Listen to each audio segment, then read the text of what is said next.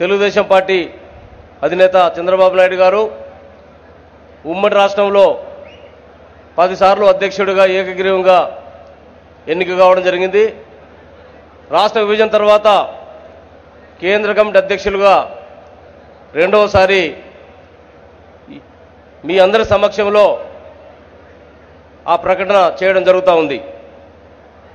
29/5/2017న విశాఖపట్నంలో ప్రతినిధుల మహాసభ సందర్భంలో జరిగిన కేంద్ర కమిటీ అధ్యక్ష పదవి ఎన్నికలో శ్రీ నారా చంద్రబాబు నాయుడు గారు ఏకగ్రీవంగా ఎన్నికైనారని ప్రకటిస్తా ఉన్నాను.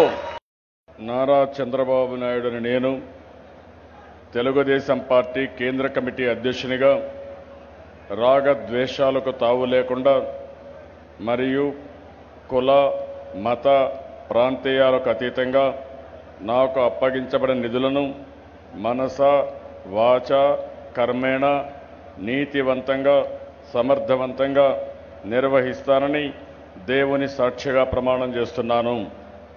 తెలుగుదేశం పార్టీ కార్యకర్తల మనోభావాలకు అనుగుణంగా ప్రజల అభీష్టం మేరకు శాయశక్తులా కృషి చేస్తానని, తెలుగుదేశం పార్టీ ప్రతిష్టను పెంచడానికి నాపై ఉంచిన నమ్మకాన్ని వమ్ము చేయకుండా పని చేస్తానని ప్రతిజ్ఞ చేస్తున్నాను.